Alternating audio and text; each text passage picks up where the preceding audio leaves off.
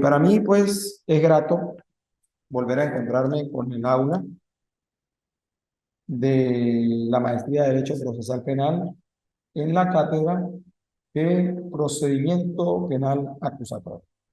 En el encuentro pasado hablamos de los derechos de la víctima, pero también allí hay unos derechos que pertenecen al aprehendido, al capturado, al imputado, entendámoslo como el sujeto activo del hecho punible, objeto de investigación.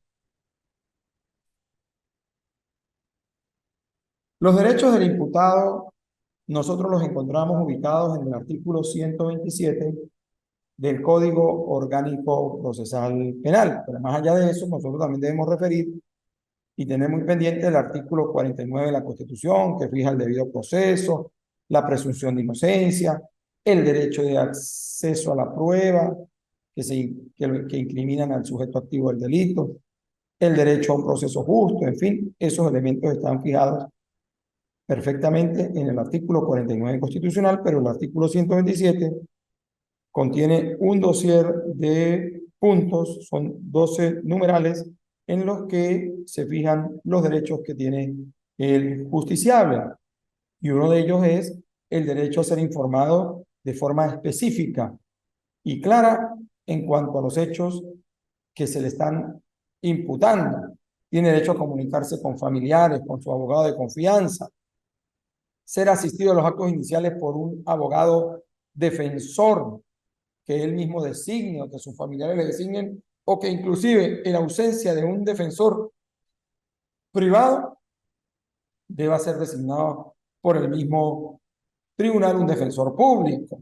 Ser asistido de manera gratuita por un traductor o intérprete en caso de que no conozca el idioma castellano. En estos casos, pues, el intérprete debe estar debidamente acreditado con esa cualidad desde el punto de vista profesional, no cualquier persona que diga conocer el inglés, el árabe, el italiano, el francés, sino debe estar académicamente documentado como o titulado como traductor. Tiene derecho también a pedir un conjunto de diligencias o actos de investigación al Ministerio Público, ¿verdad? A fin de poder él desvirtuar las imputaciones o la imputación que le está formulando la Fiscalía en aras de alegar o derribar la teoría que ha planteado la Fiscalía en su contra.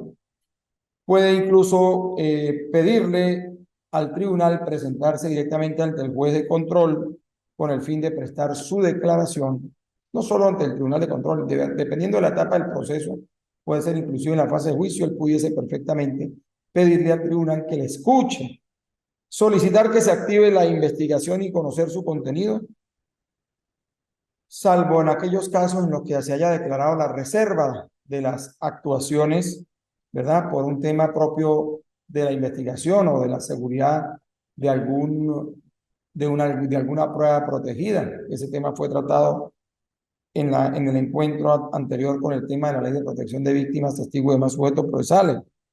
Ser impuesto del precepto constitucional que lo exime a declarar y en caso de consentir a prestar declaración, a no hacerlo bajo juramento. Mire, este tema también es importante y se extiende incluso a los familiares conforme el 49 numeral quinto, y cuando nosotros revisamos también el artículo 210 del Código Orgánico Procesal Penal sobre la exención de declarar, fíjese, si la declaración judicial, por ejemplo, el fiscal ha promovido en un caso de violencia de género, ha presentado una acusación por violencia física o por amenaza y ha promovido a un testigo familia, ese testigo familia con fundamento en el artículo 210, numeral primero, no está obligado a rendir la declaración, pero sí está obligado a comparecer al llamado que hace el tribunal para que declare, pero puede perfectamente acogerse con fundamento en el artículo 210, numeral primero, sin que se le pueda acreditar algún delito alusivo a la obstrucción de la justicia, porque está impedido de hacerlo por un mandato mismo del código en caso de que así quiera hacerlo, salvo que renuncie a esa exención que está prevista en el artículo 210 del Código Orgánico Procesal Penal. En los casos de género, normalmente el cuadro probatorio se sustenta a través de medios de prueba testimonial del entorno familiar, la pareja, los hijos. Y muchas veces, más allá de que el fiscal haya tenido elementos para investigar, para imputar, para acusar, una vez que llegan a la fase de juicio, en ocasiones la familia misma, la esposa o la pareja del acusado o inclusive de los hijos, se acogen al precepto constitucional de no querer declarar, y eso obviamente conduce a una eventual sentencia absolutoria ante la ausencia de pruebas practicadas para poder acreditar la responsabilidad del sujeto activo en la fase de juicio oral y público. No ser sometido a tortura, a otros tratos crueles, inhumanos o degradantes de su dignidad personal. Bueno, para eso nosotros tenemos la Ley Especial para la Prevención de la Tortura, los tratos crueles, inhumanos o degradantes, que está vigente desde el año 2013 en Venezuela. Solicitar ante el tribunal de la causa el sobreseimiento conforme lo establecido en este código. Bueno, al imputado le es dable pedirle al tribunal a través de su defensor el sobreseimiento de la causa. Los motivos del sobreseimiento nosotros los encontramos en el artículo 300 del Código Orgánico Procesal Penal. Los motivos, las causales, los supuestos de procedencia del sobreseimiento. Y también ser oído u oída en el transcurso del proceso cuando sí lo solicite. Entonces, los derechos del imputado los encontramos en el artículo 127 del Código Orgánico Procesal Penal y deben estar asociados al 49.1 constitucional. Por otro lado, también en este encuentro es importante, más allá de que ya lo vimos en una oportunidad o lo tratamos en otra ocasión, la estructura del proceso penal. Entendemos que el proceso penal se compone de una gama de procedimientos, y esa gama de procedimientos la reflejé al principio de la cátedra, que tienen que ver con un conjunto de formas de actuar. Por ejemplo, tenemos el procedimiento breve, el procedimiento especial de menos grave, el procedimiento especial de delitos de género, el procedimiento para la extradición, tenemos el procedimiento para el enjuiciamiento de altos funcionarios, el procedimiento para el juzgamiento de las faltas penales, el procedimiento para la reparación de los daños y perjuicios, es decir, la acción civil en jurisdicción penal. Tenemos también el procedimiento para los delitos a instancia de parte agraviada. Entonces, cuando hablamos de la estructura del proceso penal, obligatoriamente tenemos que ubicarnos en cada procedimiento. Sin embargo, a modo de resumen, puedo decirles que el procedimiento abreviado después de la presentación física, el proceso pasa directamente a la fase de juicio, es decir, es un procedimiento que tiene solo fase de juicio y fase de ejecución de sentencia, el procedimiento abreviado. El procedimiento para el juzgamiento de las faltas penales también tiene, como la solicitud de enjuiciamiento directamente ante el juez de juicio, pues tiene una fase una fase de juicio y la fase de ejecución de sentencia. Igual ocurre en el procedimiento a instancia de parte agraviada. Más allá de que la persona pueda hacer uso del auxilio judicial para recabar fuentes de prueba, no debe manejarse como una fase preparatoria, sino como documentos que requiere quien se va a constituir en acusador privado para poder acreditar una acusación. Una vez que tiene el resultado de esos elementos, de esas fuentes de prueba recabadas por el Ministerio Público, más allá de que no se trate de una investigación propiamente conforme lo fija la fase preparatoria en el Código Orgánico Procesal Penal, sino por vía de auxilio judicial, que es cuando el que se va a constituir en acusador privado se dirige al Tribunal de Control y pide un conjunto de diligencias para poder acreditar un delito de acción privada, pues el juez de control, una vez que la recibe, ordena la práctica de esas actuaciones al tribunal, al Ministerio Público, el tribunal las practica, las recaba, se las da al Tribunal de Control y el Tribunal de Control llama a quien se pretende constituir en acusador privado y se las entrega. De ahí en adelante ya queda por cuenta del acusador privado de presentar o no el escrito acusatorio ante el Tribunal de Juicio. Y eso está en el artículo 393 del Código Orgánico Procesal Penal. Sin embargo, aquí hablamos de una fase de juicio y de una fase de ejecución de sentencia. Ahora, en el marco del procedimiento especial de delito menos grave, de los delitos de género y procedimiento penal ordinario, sí encontramos las 4 etapas. Y eso lo vimos antes, la preparatoria, la intermedia, la de juicio y la de ejecución. Y cada etapa tiene un tribunal competente para resolver o para conocer. En este caso, la fase preparatoria es controlada ¿por quién? Por el juez de control de garantías. La fase intermedia también por el juez de control de garantías. La fase de juicio por el Tribunal de Juicio y la fase de ejecución de sentencia por el Tribunal de Primera Instancia en funciones de ejecución. Eso también lo tratamos en la clase anterior. Tiene que ver con el artículo 65, artículo 66, ¿verdad? Artículo 68 y la fase de ejecución, artículo 69 del Código Orgánico Procesal Penal, y allí se fija la competencia de cada uno de estos juzgados de primera instancia. Y ya en cuanto a la organización de los circuitos judiciales penales, pues los tribunales judiciales, los tribunales penales se organizarán en cada circunscripción en dos instancias. La primera instancia, tribunal de control, tribunal de juicio, tribunal de ejecución. Todos son tribunales unipersonales. Y la otra instancia es la Corte de Apelaciones, integrada por tribunales colegiados. Su organización, composición y funcionamiento se regirán o se rigen por las disposiciones previstas en este código, que son los artículos que antes señalé, y las leyes orgánicas. Entonces, así está estructurado el sistema de justicia penal en cada estado. Aparte, en el sistema de responsabilidad penal del niño, niña y adolescente, igualmente encontramos los tribunales de control, de juicio y de ejecución, cuyas competencias están fijadas y atribuciones están fijadas en el mismo Código Orgánico Procesal Penal. Y en el caso de los niños, niñas y adolescentes, pues como complemento de ello tenemos la Ley Orgánica para la Protección del Niño, Niña y el adolescente. Bueno, yo quería también hablar de las etapas del proceso nuevamente. Nosotros hablamos de la fase preparatoria, pero más allá de lo que significa la fase preparatoria, es relevante tener bien claro que en toda investigación, el fiscal que conduce una investigación en la fase preparatoria debe definir a modo de planificación un plan estratégico.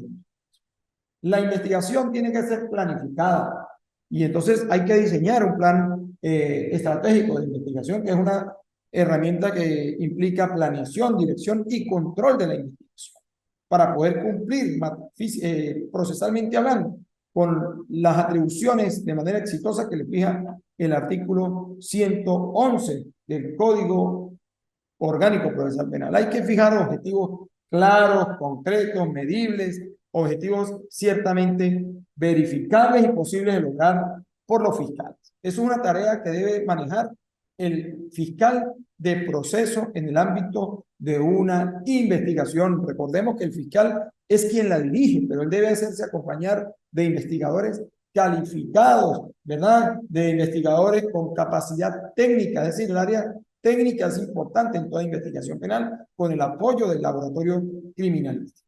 ¿Y eso en aras de qué? De poder obtener todas las fuentes de prueba que acrediten, bien sea los elementos estructurales del delito y la responsabilidad del sujeto activo o la inocencia de él también, porque el actuar debe ser de buena fe y el fiscal debe recabar no solo los elementos que sirven para inculpar, sino también para exculpar.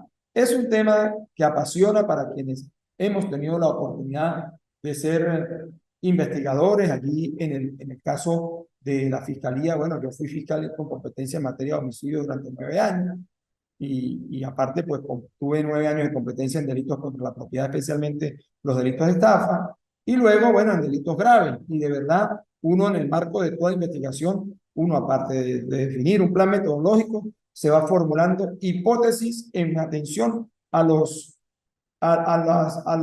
fuentes de pruebas recabadas en el ámbito de las actuaciones urgentes y necesarias que nos fija el artículo 266 del Código Orgánico Procesal Penal. ¿En aras de qué? En aras de saber quién fue el sujeto, a quién agredió, cómo lo agredió, dónde, cuándo, por qué.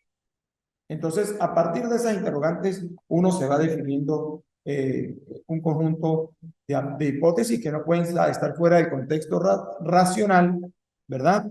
Y que tengan que conducir ciertamente a una teoría de probabilidad que permita determinar con claridad las circunstancias de tiempo, lugar y modo y la individualización del sujeto activo del delito. Aparte de todo, nosotros también debemos manejar una armoniosa relación con los tribunales penales. O sea, entiéndase el defensor, entiéndase el, el, el fiscal, porque somos parte del sistema de justicia en Venezuela, así lo dispone, si mal no recuerdo, el artículo 253 constitucional, ya lo vamos a confirmar aquí, pero somos parte integrante del sistema de justicia y eso a veces no lo comprendemos de buena manera. Más allá de que en ocasiones sintamos como defensores privados que no estamos siendo tomados en cuenta o a lo mejor somos abandonados o no tratados con la misma paridad que que el fiscal en el ámbito de la presencia dentro de los tribunales penales, le dan acceso a lo mejor con mayor prioridad a los fiscales, nos limitan el acceso a los demás que formamos parte del sistema de justicia por no ser Estado, en el caso de los defensores privados. El artículo 263 dice que el sistema de justicia está constituido por el Tribunal Supremo de Justicia, los demás tribunales que determinan la ley, el Ministerio Público, la Defensoría Pública, en fin, una cantidad allí, y los abogados autorizados para el ejercicio. Entonces, nosotros, si estamos ejerciendo el derecho, estamos debidamente colegiados, estamos activos desde el punto de vista profesional y no tenemos ningún impedimento sancionatorio y tampoco estamos actuando sin haber tramitado nuestro impreabogado, pues absolutamente por imperativo de la misma Constitución, nosotros somos parte del sistema de justicia. Es importante que tengamos muy presente ello a los efectos de poder comprender el rol que cada uno de nosotros cumple dentro del sistema de justicia. Entonces, continuando con ese tema de algunos tips propios de la investigación, nosotros también debemos señalar que el fiscal, como director de la investigación, debe exigirle al cuerpo de investigación que va a abordar el sitio del suceso el cumplimiento de ciertas pautas en el mismo a los fines de poder preservar, colectar y trasladar las evidencias de interés criminalístico. La observación, el hallazgo, la fijación, que puede ser escrita, puede ser planimétrica, puede ser fotográfica o en video, de las evidencias en el sitio del suceso, la colección, el embalado, el etiquetado, en fin, el traslado de las evidencias para el laboratorio correspondiente juega un papel estelar en este proceso porque en base, siempre que se cumplan esos parámetros que por demás están fijados en el artículo 187 del Código Orgánico Procesal Penal, van a conducir a la validez de la prueba conforme lo dije antes en el 49 numeral 1. La prueba obtenida con violación del debido proceso será nula. Todo lo que se haga fuera del contexto del debido proceso es absolutamente nulo y eso genera una repercusión en el alcance de la entonces, esos son los puntos que debemos tener muy presentes para el encuentro de hoy. Ya habíamos tenido la oportunidad de tratarlo en episodios anteriores al comienzo de la presente cátedra y quería más o menos pues manejar esos puntos con ustedes. No sé, Mary, si tiene alguna pregunta o algún otro compañero que esté conectado tenga alguna pregunta sobre el tema que estamos tratando en este corto encuentro de la mañana de hoy. Ah, ok, se te había caído el internet. No te preocupes, Mary. Bueno, de todas maneras, esta clase se va a cargar, Dios mediante, hoy mismo al aula para que puedan entrar a evaluarla, a revisarla y a tomar nota de lo que va a resultar útil para la próxima actividad académica que vamos a tener. Perdón, la próxima actividad, sí, académica que se va a asignar para el cumplimiento o la finalización de la cátedra. Entonces, bueno, nosotros, no sé si quieren aportar algo, Mary, si quieres decir algo de tu experiencia en estos encuentros conmigo en el ámbito de la cátedra del proceso penal acusatorio. Bueno, es importante reafirmar aquí, más allá de que yo toque aspectos propios del proceso penal, ¿verdad? Que ya fueron incluso tratados porque el tema de la estructura del proceso penal, la descripción de la estructura del proceso penal y cómo está organizada la jurisdicción penal ha sido suficientemente tratada en los encuentros que hemos tenido. Pero si existe alguna duda, estoy dispuesto a resolverla en este momento de parte de los participantes. Gracias, Mary, gracias por esa palabra. No sé si hay alguna otra persona que quiera decir algo. Aprovechar este momento porque este es el último encuentro que nosotros vamos a tener. Entonces vamos a hacer un recorrido breve de lo que es el procedimiento penal, porque eso es parte de la asignación que se va a hacer. Un recorrido breve. El proceso penal no puede nacer en el contexto del procedimiento penal ordinario, en la etapa de juicio. Debe nacer en la fase, nace con la denuncia. Los modos de proceder: denuncia, querella, de oficio. La denuncia puede ser ante el Ministerio Público o ante un organismo policial. Una vez que se recibe la denuncia, una vez que se toma la denuncia, se remite al Ministerio Público. El Ministerio Público, ¿qué hace? La revisa y si considera que se trata de un hecho punible de acción pública, pues ordena el inicio de la investigación. Una vez que ordene el inicio de la investigación, va a comisionar normalmente a un organismo policial dependiendo de la naturaleza del hecho penal denunciado. Si se trata de un delito de homicidio, pues el órgano competente para ello es el Cuerpo de Investigaciones Científicas Penales y Criminalísticas. Si se trata de unas lesiones, igualmente. Si se trata de una amenaza de género, puede ser un organismo policial del Estado o la Policía Nacional Bolivariana. Si se trata de un incendio, pues obviamente hay que comisionar al Cuerpo de Bomberos como órgano auxiliar de apoyo a la investigación. Entonces, una vez que se recibe la denuncia y está siendo ya conocida por un fiscal y esté ordenado el inicio de la investigación con comisionando un organismo policial, él practica todas las diligencias necesarias para el tema y una vez que concluye la fase preparatoria, que cumple los actos de investigación, el fiscal recibe las actuaciones y atendiendo al contenido de la misma, si necesita ubicar otro elemento más, así lo va a ordenar, y de no considerarlo útil, pues, y encontrar allí individualizada alguna persona como presunta autora o partícipe, procederá a citarlo para fijarle fecha, para notificarlo de la investigación que hay en su contra y fijarle fecha para el acto de imputación. Si el fiscal en el acto de imputación, bueno, el fiscal durante el acto de imputación lo hace, le dice al investigado que se haga acompañar de un defensor, sea privado o público, este lo nombra ante el Tribunal de Control, se cumple el acto de imputación, allí de querer hacerlo, puede declarar el imputado en compañía de su abogado defensor y pedir actos de investigación. Luego de que se apertura, se cumple con la imputación, dependiendo del procedimiento, si es un delito menos grave, pues el fiscal a partir de la imputación tiene 60 días para presentar el acto conclusivo, o si se trata de un procedimiento penal de género, tiene 4 meses, y en caso de que se trate de un procedimiento penal ordinario, tiene 6 meses, más una prórroga adicional posible de 30 días. Entonces, una vez que el fiscal presenta el acto conclusivo, el juez de control de garantías se procede a convocar la celebración de una audiencia preliminar.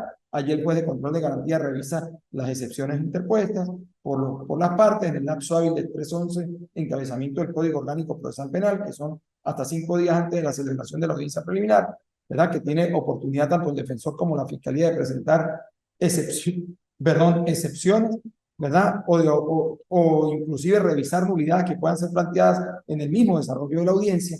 Y una vez allí promueven las pruebas tanto el fiscal como el defensor. Claro está, el fiscal presenta su acusación de manera oral, con las pruebas promovidas, exige la solicitud de enjuiciamiento. El fiscal promueve su escrito también, ¿verdad? De oferta probatoria, de medios utilizados para oponerse a la persecución penal, sean excepciones o nulidades. En fin, el juez de control luego entra a considerar cada planteamiento, puede decidir admitir la acusación total o parcialmente. Cuando digo parcialmente es dejar de lado alguna calificación jurídica de parte de la acusación fiscal o no admitir todos los medios de prueba, tanto de la fiscalía como de la defensa, la puede admitir parcialmente. Luego de que la admite el Tribunal de Control, pues remite la causa a la fase de juicio, ya el Tribunal de Juicio convocará el juicio oral y público para determinada fecha. Y a partir de allí, en el juicio, el fiscal hace sus alegatos de apertura, el defensor hace sus alegatos de defensa, luego viene el derecho de oír al imputado, le advierten la posibilidad de que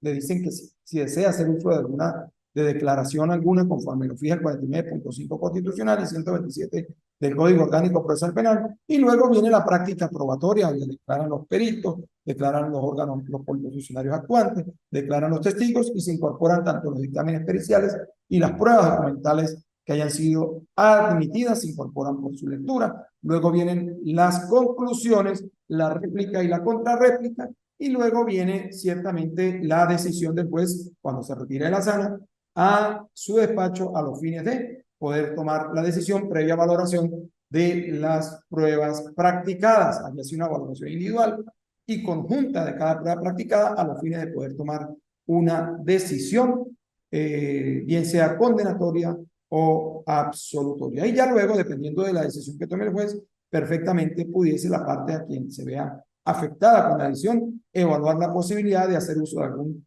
recurso contra la sentencia dictada en el juicio oral y público. De eso se trata estrictamente el proceso en el ámbito del procedimiento penal ordinario o de juzgamiento de delito menos grave o del procedimiento especial para los delitos de violencia contra la mujer. A modo de resumen, y bueno, no sé si tengan alguna duda, alguna inquietud que hacer, alguna que plantear, alguna pregunta que hacer en este momento, porque estamos próximos a cerrar el encuentro de la mañana de hoy.